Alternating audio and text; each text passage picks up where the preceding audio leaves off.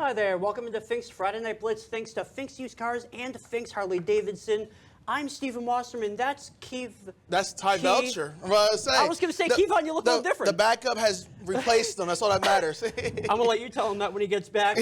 All jokes aside, Ty, I know you had a whale of a ball game. It was between a pair of teams that haven't even lost yet this season. Am I right? I say nothing beats two undefeated teams heading into a big Friday night game.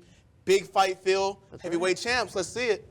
We got to win the line of scrimmage, play physical, and do what we do. We're going to play our game and take it one play at a time. Yes, sir.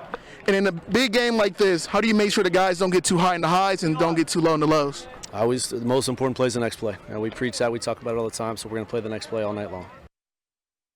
New Lexington, Tri-Valley, big fight, feel in the air. Tri-Valley in their opening drive will have Mike Slough picking spots down the field, including a bonnet bread basket to Ryan Lamonca's 7-0 Scotties. In a game like this, you have to make the most of every swing of the pendulum as Tri-Valley recovers the muff punt in opposing territory.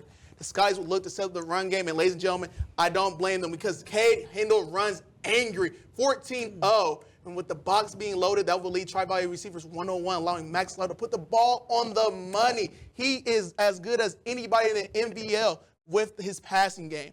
And I don't know if I mentioned this, but Cade Hindle runs angry, going full-on beast mode on the way to his second touchdown of the half, 20-0 Scotties. But the Panthers wouldn't go down without a fight, though, because the play action absorbs the defense, allowing Paul Stetson to get into the end zone. And out of half, we spoke with Coach West.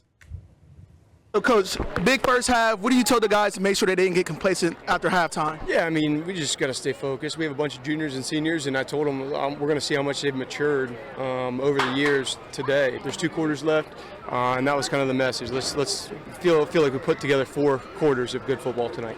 In 4 quarters, they would put together. That message wouldn't go unheard as Maxwell calls his end zone to make sure it's open, getting his first rushing touchdown of his career. Crazy stat. Only one rushing touchdown of your whole career. Wow. But you know, the Scotties would use that huge early lead to propel them to a 41-14 win, improving to 5-0 on the season. Taking a look at more out-of-town scoreboards, Rosecrans falls on the road to Grove City Christian, 52-0. 52-0 in a shutout fashion. We had to talk about Ridgewood Generals, now 5-0 after defeating Strasburg Franklin, 35-7. And a tough going for Shenandoah at home, losing 48-7 to Union Local. Elsewhere, Caldwell with a loss of his own on the road, with Edison taking this one 34-17. Ouch. And then Buckeye Trail falls to Indian Valley 49-8. Defensive fans, please look away. Woo.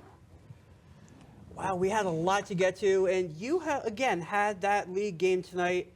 You think Tri-Valley's legit? How are they looking so far this year? I think Tri-Valley, I don't think a single team in the NBL can, in the big league, small school, extra small school, even the 175-pound, I don't think anybody can mess with them right now. I think Tri-Valley's going to run away with the NBL, but hopefully they don't get too caught up in their news clippings and they can get to the playoffs and make a deep run. You say that, and yet you had the story tonight. Yeah, so they're not going to get news clippings, but you're the one. Oh my goodness!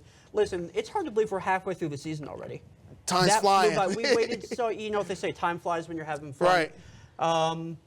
We had all those games. We had New Lexington putting up a good fight. I think Sheridan is making a heck of a comeback in their win in overtime against John Glenn. And there's obviously a whole nother half of a season plus the playoffs to get to. Yep.